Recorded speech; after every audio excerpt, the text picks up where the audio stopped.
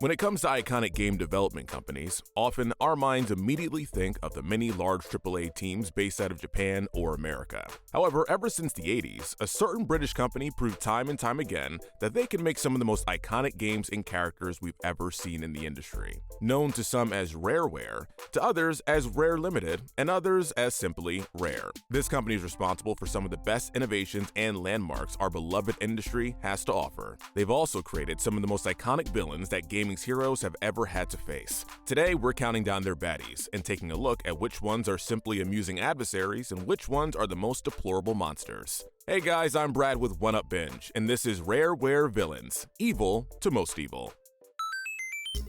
First, let's establish some rules. We're taking a look at the primary antagonist of the games. If we included every single henchman or sub-boss working under the main baddies, this list would be way too long.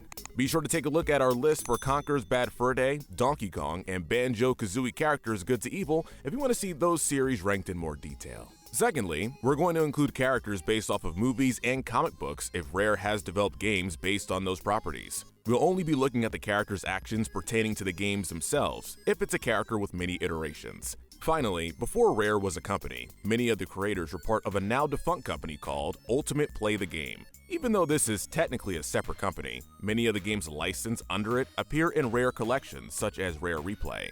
Therefore, if these games exist in a form connected to the Rareware logo, even retroactively, they are eligible for this list. With that said, let's delve into our rankings, starting off with the least evil and working our way up to the most evil. And our bottom spot is Gnasty Nibbler from the game Sneaky Snakes. At the end of the NES game, Snake, Rattle, and Roll, there's a cliffhanger that suggests a follow-up game entitled Snakes in Space. While this game never came to fruition, the series did return in a Game Boy follow-up called Sneaky Snakes. This game was a 2D platformer where two snakes named Genghis and Attila go on a journey to save Princess Sonia from the clutches of the Gnasty Nibbler. Not much is known about the Gnasty Nibbler or his motivations. While kidnapping is definitely a deplorable act, the reason he ranks so low is because as far as last bosses go, that really is only the tip of the iceberg. Maybe one day Snakes in Space will get a release, but until then, the Gnasty Nibbler is the least nasty of our villains. Up next, we have the Evil Acorn from Conker's Pocket Tales. Lacking both a proper name and a clear motivation, the Evil Acorn hides in Conker's birthday cake as a disguise.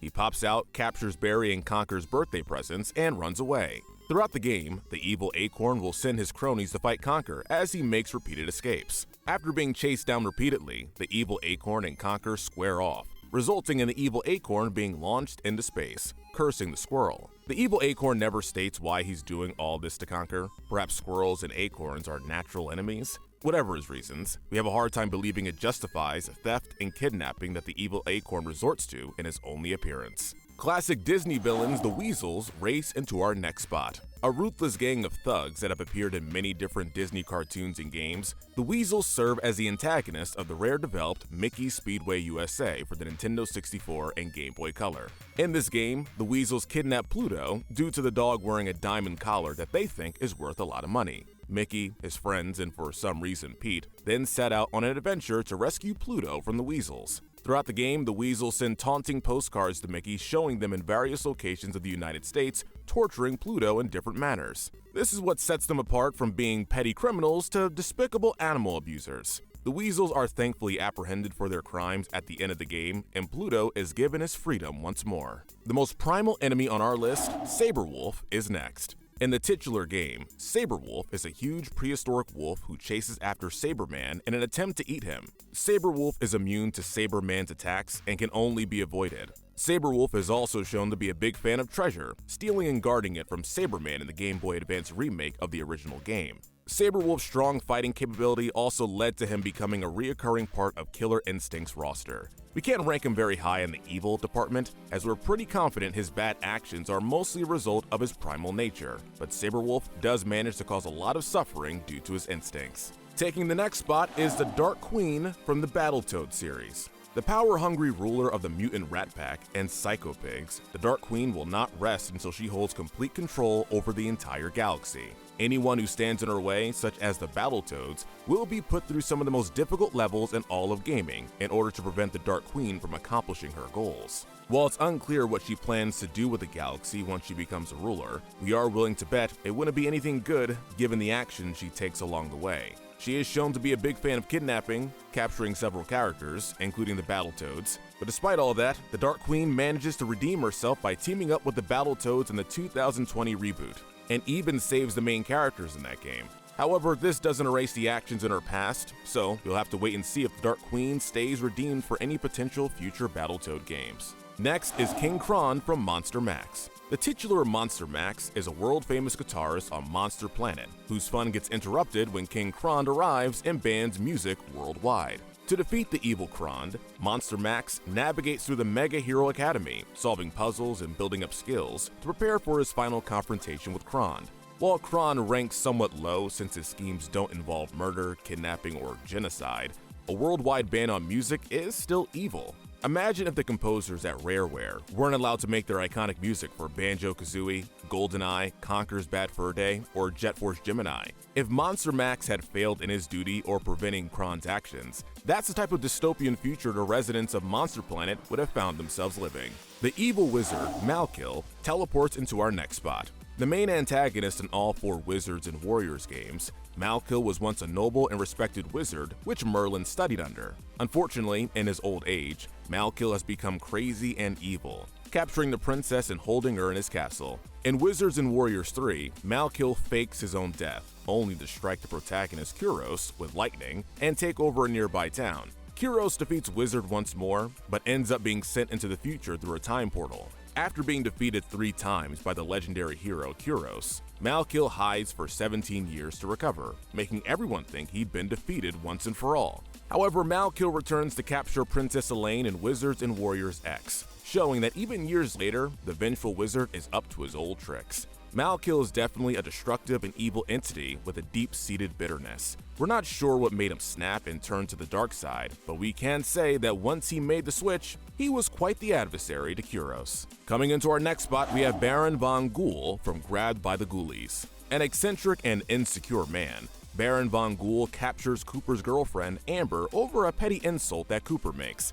This evidently was not the first time Baron Von Ghoul imprisoned someone over pettiness. As it's revealed later in the game, he has captured over 10 other teenagers for trespassing on his property prior to his encounter with Cooper and Amber. He's even hated by many of the creatures who he supposedly rules over, as many of them are willing to help Cooper progress on his adventure. He likes playing games and torturing Cooper, setting many challenges for him to overcome in order to reach Amber. While he's definitely evil, Baron Von Ghoul at least redeems himself with his attire, which includes pajamas covered with Banjo, Kazooie, and Mumbo Jumbo's faces. While this doesn't save Baron Von Ghoul from his evil deeds, a fellow Banjo-Kazooie fan can't be all bad, right?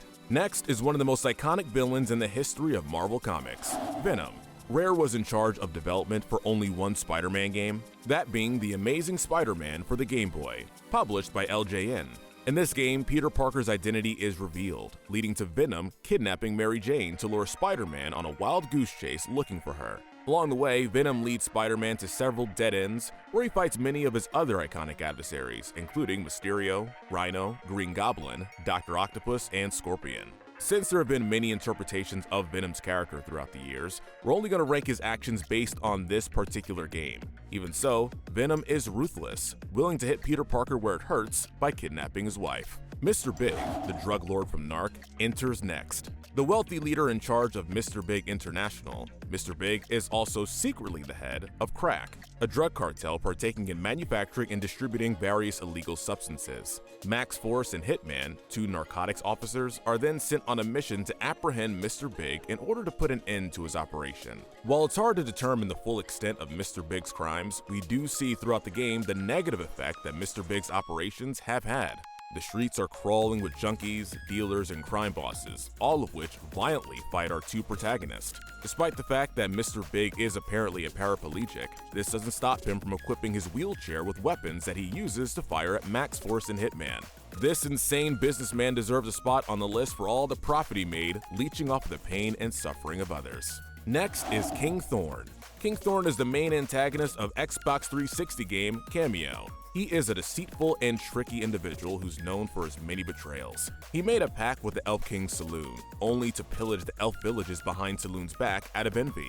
Later, he is turned into stone by Saloon, only to be freed by Cameo's sister, Calus, and agrees to work together to become rulers.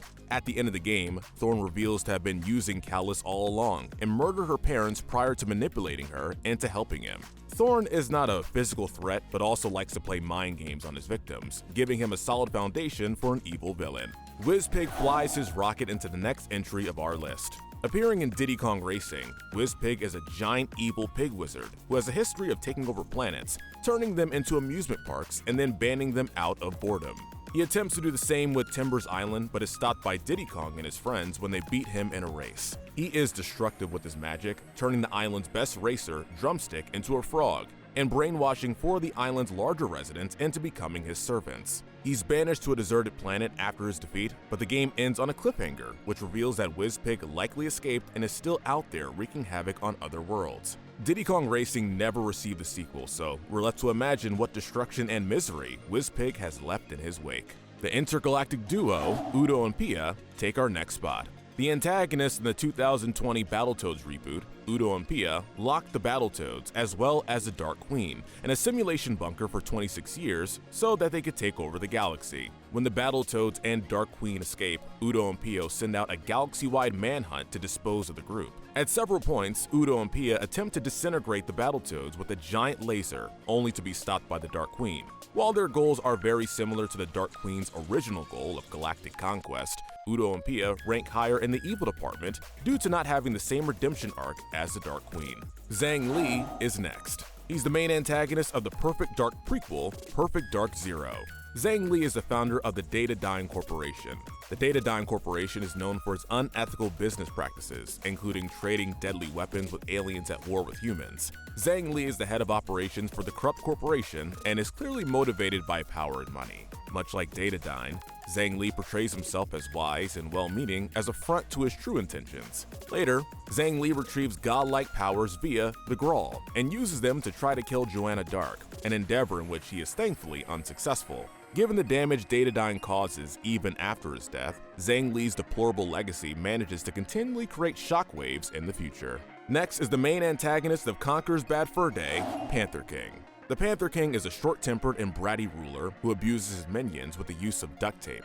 He wants to capture a red squirrel to replace his table leg, which is not only cruel but really convoluted and unnecessary. His true dark side is shown near the end of the game when he casually orders Don Weezo to gun down Barry. The Panther King's backstory is elaborated in both Conker's Bad Fur Day and Conker Live and Reloaded. It is said that he formed an alliance with both the squirrels and the weasels during the Milk Wars before betraying both parties and becoming power crazy. The end of the game shows his own followers cheering on the Panther King's death before proclaiming Conker as the new king, showing that there was virtually no one upset by this ruthless leader's demise. Next is Alec Trevelyan, or as he's known by Her Majesty's Secret Service, 006. A traitor of the British government and his friend James Bond, Alec Trevelyan accompanied Bond on many apparent missions before faking his own death at the hands of Colonel Ourumov. Alec's parents were Lian's Cossacks, who sided with the Nazis in World War II. After the defeat of the Axis, Alec's father killed his mother and himself due to survivor guilt when Alec was only 6 years old. Alec blames the British government for his parents' grisly fate and vowed to get revenge by working with MI6 in an attempt to destroy them from the inside. Throughout the game and movie, Alec murders the staff of a satellite facility in order to gain control of the GoldenEye satellites, which he will use to destroy England's economy and send the world into financial chaos. Bitter, resentful, and even personal, Alec Trevelyan makes for one of the more fascinating foes in James Bond's list of enemies. Next is King K. Rool. This psychopathic ruler of the Kremlings has caused much distress for the residents of the DK Isles over the course of his many years of tyranny. In the original Donkey Kong Country, King K. Rool steals the Kong's bananas for reasons we may have yet to fully understand. If taking away the Kong's primary source of food wasn't enough, King K. Rool becomes progressively eviler, capturing not only their bananas, but also imprisoning many of the primates who could potentially thwart his endeavors. This all accumulates in Donkey Kong 64, where King K. Rool is at his most barbaric. In that game, he not only imprisoned several Kongs, but attempted to blow their island up via the use of his Blast-O-Matic machine. It is also implied that King K. Rool is abusive toward the members of his own army, who mostly follow his orders out of fear. King K. Rool's greedy nature, violent tendencies, and willingness to commit Kong genocide is more than enough to land him a spot this high on our list. Next is Gruntilda Winkybunion. Gruntilda, or Grunty for short, is an evil witch who captures Banjo's little sister, Tooty, when Dingpot informs her that Tooty is considered to be the prettiest and fairest being in the land. She then puts Tooty in her beauty transfer machine to attempt to drain her beauty from her. Once Banjo and Kazooie defeat Grunty, she's crushed and killed by a rock. Despite this, her spirit fights back from beyond the grave, traveling back in time to kidnap Kazooie and Banjo-Kazooie, Grunty's revenge. After this defeat, she's resurrected again by her sisters in Banjo-Tooie, where she appears as nothing but a skeleton. In a fit of rage, she destroys Banjo's house and kills Bottles before escaping with her sisters. This is where she unveils her most dastardly plan yet, to suck out the life of every resident of the Isle o' Hags in order to restore her body.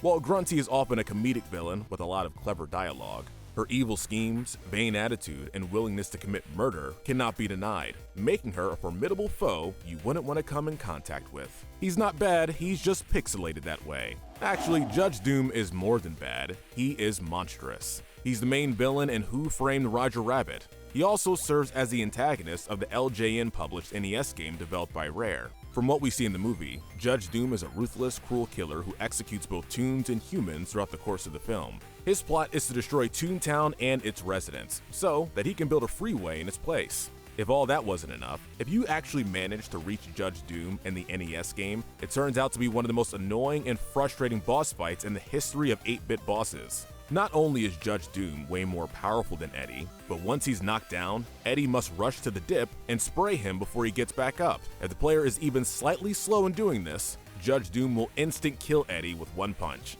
Both in the movie and the game, we're happy to see this murderous judge gets dipped. Next is Freddy.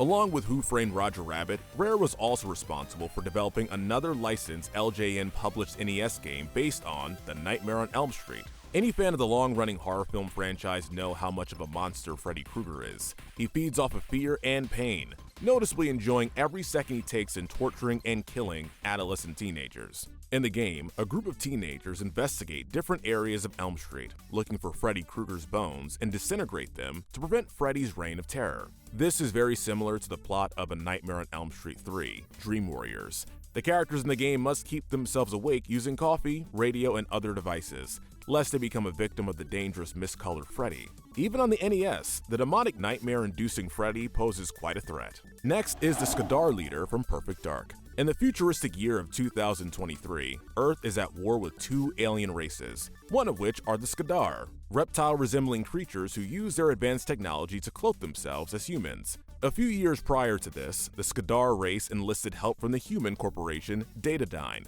to find a grounded alien ship containing technology capable of destroying the planet. After being thwarted by Joanna Dark several times, the Skadar disguise one of their people as the president in order to command Earth. After Joanna sees through this plot, she stows away on an alien spacecraft, which takes her to the Skadar's home planet, where she faces off against their ruthless leader. While the Skadar leader is seldom seen throughout the game, he is the mastermind behind the destructive alien race. He commands an army bent on the entire destruction of our planet, which is enough to earn a very high spot in our rankings. Next is Andross. While Andross is the primary antagonist of the Star Fox series, we're going to mostly be looking at his actions in Star Fox Adventures, since that is the only Star Fox game developed by Rare. After the events of Star Fox 64, Andross' spirit traveled to a distant world known as Dinosaur Planet. He helps General Scales conquer the planet and imprisons Crystal in a crystal. After doing so, he hides in the Krazoa statue and awaits Fox and his team to gather the 6 Krazoa spirits so he can free himself in a physical form.